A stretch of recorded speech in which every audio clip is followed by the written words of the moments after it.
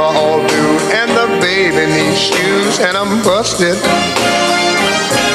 Like, we could have another blood. I just came back from last week. We went to, actually earlier this week, we went to the Contagious and saw $1 Million Quartet. I got a cow awesome, that went really by, awesome and experience. And I took my 17-and-a-half-year-old son and his friend, his friend had never even been to a play and doesn't like plays, and they were blown away with it. Oh, yeah. Yeah. So for those who don't know, that's the story of Sam Phillips, who owned Sun Records, really wow. the father of rock and roll. And he had one day he was the one who signed Elvis originally. Oh, sure. Carl Perkins made Blue Suede Shoes a hit before Elvis, and Johnny Cash, and then his up-and-coming artist was Jerry Lee Lewis. And there was a day in December after Elvis had already left and had signed with RCA Records, and there was a night just before Christmas when all four happened to come to the studio at the same time, and they recorded. If you go on YouTube, you can actually hear some of the original stuff, but they did what's called the Sun Sessions. But it was so they made a whole play out of that one night when they all converged together in Sam Phillips' studio, and it's a marvelous show. Was that at Capitol Records? No, it was actually Sun Records, which was pre-Cap. Sun Records was in Memphis. Okay. Sam Phillips had Sun Records and had founded a lot of artists. Really, that whole Memphis sound was due to Sam. He had taken the reason I'm bringing up Ray Charles. He had taken what was then called Negro music back then, right? And they took that and radio stations played it on certain radio stations, but would not play it on the white stations. And Sam Phillips had that ability to take that sound, that passion that was coming out of that music, and convert it into an Elvis and a Jerry Lee Lewis, and make it mainstream. And then he was able to bring in black artists after that, of course. And you had it was really the preamble to what happened with Motown and Berry Gordy and everything else, yeah, right? Wow. So great show. I urge you to see. But now I can see taking Ray Charles and some of those early artists that influenced Sam Phillips and Elvis and all those artists and create a Broadway show out of that. Yeah, that'd be Kinda great. cool to do. But we digress. We're music to bankruptcy. We're talking about bankruptcy with a debt doctor, Lou Esbin, and as we've discussed before, there are very few certified bankruptcy specialists here in California. Lou happens to be one of them. He's our own Santa Clarita attorney, known as the debt doctor here, but esbinlaw.com is how you can locate him. Lou has his offices over on the old road, and you've been here in Santa Clarita about as long as we have. 1990 for us, and 90. Well, we moved here as a family in 92, and I opened my practice here June of 93. So what is that, 18 years ago, 19 years ago? Yeah. And then, of course, I think you and I really met probably in some drafty, damp FEMA tent after the earthquake. Right. The earthquake here, and you, of course, very involved there, right? Helping, assisting people with their challenges. Oh, yeah. And everybody's challenges back in the days of the earthquake.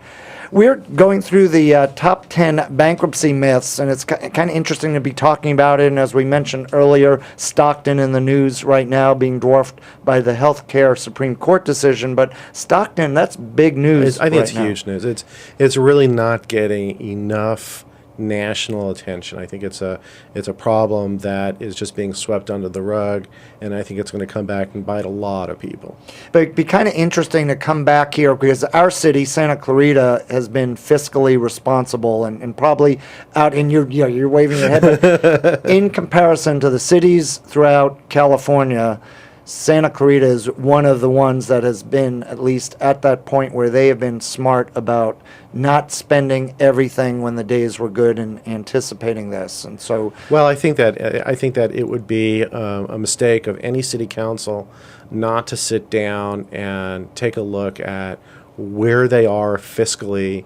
Yes, you could say they've done really well and they've been responsible, but what have they done? Have they done anything similar as Stockton did with retiree benefits?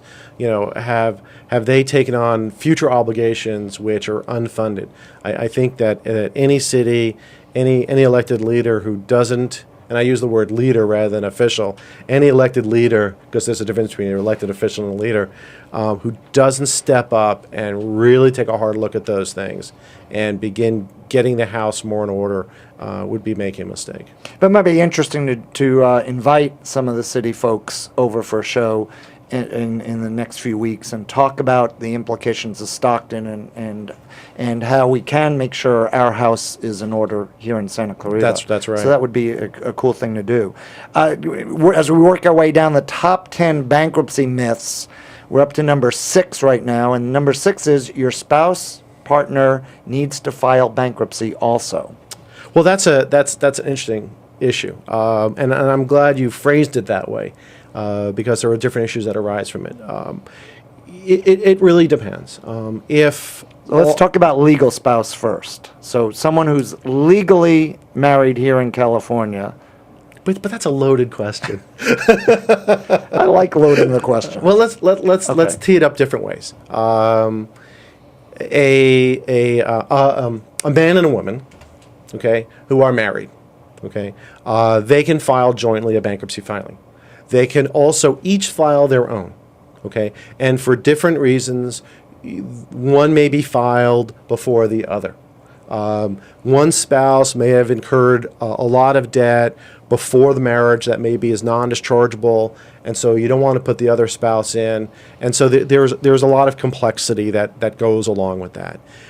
So do both have to file? Can one not file and one file? Yes, we can file one and not the other.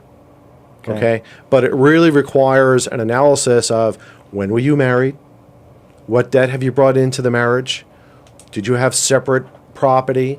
Did you have an inheritance before the marriage? I mean, there's so many things that go into it.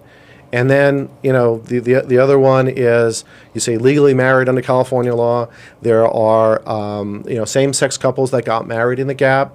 And back last year, 21 out of 26 bankruptcy court judges signed off on an opinion holding that a same-sex couple that got married in the gap period could file a joint filing. It didn't make the news, even though the House of Representatives had special counsel that appeared in the case. They took it up on appeal. It got settled, and so that the United States trustee nationally does not challenge the filing of bankruptcies by same-sex couples. What about couples who are not married but have lived together Well, for if they're domestic 7, partners, 10 years? a lot of people think, domestic partners means that they're same-sex. That's not true. You have domestic partners who are registered domestic partners who are a man and a woman. They can file jointly, okay, in California. But if they're just living together, no. AM 1220 KHTS, back with Lou Esbin and the 10 top myths of bankruptcy right after